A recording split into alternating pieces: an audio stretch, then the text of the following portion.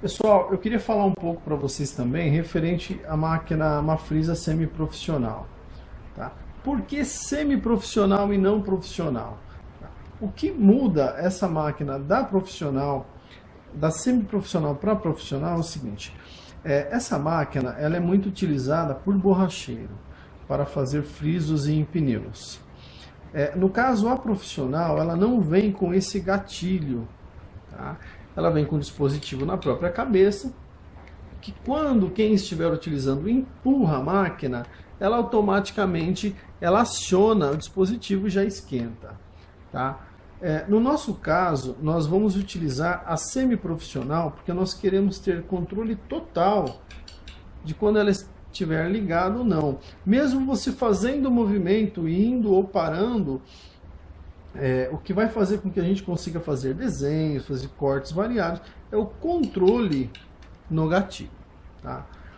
O interessante dessa máquina semiprofissional, ela também vem com chaveamento, ela trabalha aí no 110 e 220, e aqui a chave seletora dela, nós temos aqui 7 temperaturas. Dificilmente utilizaremos as 7 temperaturas para friso de chinelos, sandálias. Tá? Novamente, eu sugiro que inicie aí fazer os cortes na temperatura número 1, e aí quando houver necessidade, se sentir mais seguro, mude para a temperatura número 2. Quando já tiver agilidade, dependendo do material que for utilizar, temperatura número 3. O interessante dessa máquina, a Mafrisa semiprofissional, é que a temperatura número 1 dela, eu acredito, pelo que a gente já trabalhou, ela é mais forte que a temperatura número 2 da Mafrisa Júnior. Tá?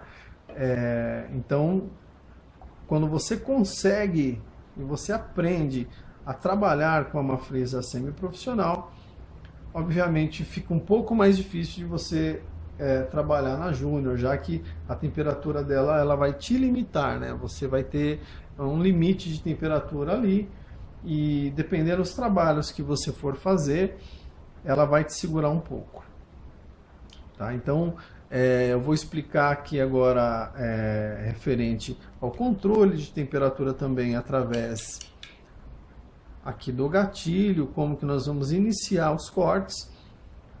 E para fazer essa demonstração eu vou estar utilizando aqui a Mafrisa semiprofissional.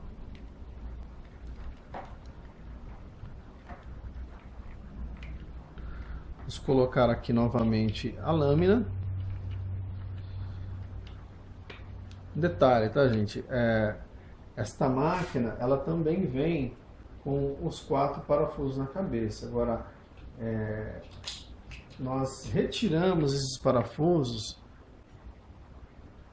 porque ela dá uma regulagem maior, mas eu sugiro para vocês que não retirem, tá? Nós retiramos porque nós já temos aqui uma certa prática, é uma facilidade maior, mas eu não vejo a necessidade de vocês retirarem esses parafusos em casa. Tá? Então aqui eu vou regular aqui a lâmina para a utilização do strass número 12.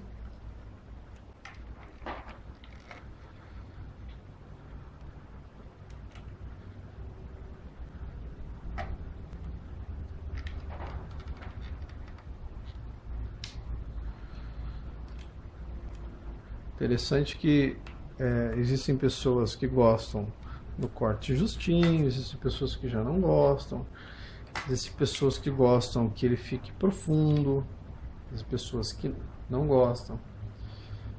Então, cada cliente tem uma característica, um gosto. Né? Então, maravilha. Vai ficar aqui um 12 fundinho, né? Quase um 14. Tá. Nós vamos utilizar aqui, nós vamos fazer um corte para a utilização do strass número 12. O strass número 12.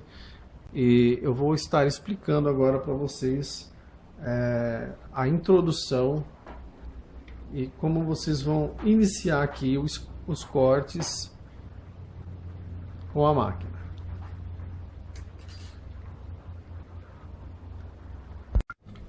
Muito bem, pessoal, vou explicar agora para vocês a forma de utilizar aqui a frisadora para que a gente comece a dar os exemplos aqui de corte, né? Um exemplo que eu gosto de dar sempre nas aulas que eu faço para quem adquire a máquina na nossa loja é que nós devemos aprender aqui a utilização deste botão, deste gatilho, né? Esse gatilho é o que vai fazer com que a lâmina, sempre que ele é acionado, é o que vai fazer com que a lâmina aqui esquente, e aí com a lâmina quente a gente consegue passar aí no chinelo e fazer o friso, tá?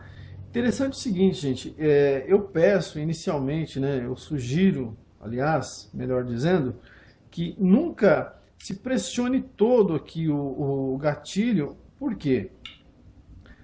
Sempre que esse gatilho for pressionado, ele vai aqui acionar e vai esquentar a lâmina. Esquentando a lâmina, nós vamos conseguir aí ir frisando os chinelos. Só que, se por acaso você pressionar e manter pressionado, ele vai esquentar a lâmina de tal forma que a lâmina acaba estourando. Tá? Isso se você segurar por muito tempo, é claro. A lâmina lá vai ficar vermelha, bem vermelha, e vai acabar se rompendo. Muito interessante o seguinte, se por acaso isso ocorrer e você fizer isso até sem perceber e a lâmina se romper ou a lâmina desgastar e acabar quebrando, trincando, a máquina ela vai ficar acionado aqui, porém ela não vai funcionar porque a lâmina está quebrada. Se por acaso a máquina parar de funcionar, sempre observe a lâmina, se a lâmina não tem nenhuma ruptura. Porque aí você, fazendo a substituição da lâmina, a máquina ela volta a funcionar. Uma coisa muito interessante também, que tem ocorrido, é que quando você faz um corte com strass bem fino, bem pequeno, você acaba apertando muito essas duas peças. Se por acaso essas peças se encostarem, né, ficarem juntas, fizerem contato, a máquina também não vai funcionar, tá? Então, são detalhes, porém são detalhes muito importantes. As pessoas às vezes acabam deixando de utilizar a máquina, achando que a máquina está com defeito, e não, é apenas aí uma questão de ajuste, tá? Então, muito importante, gente.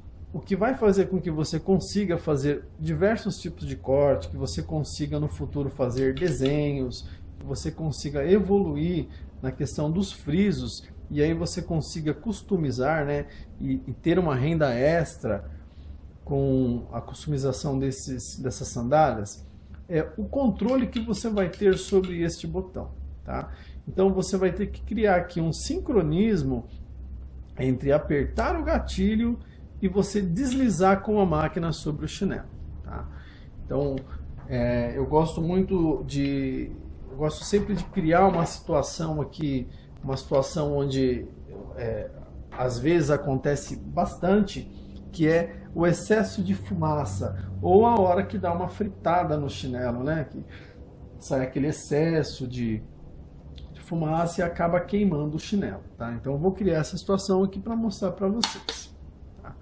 Se eu apertar o gatilho, segurar e colocar aqui na sandália, o que vai acontecer?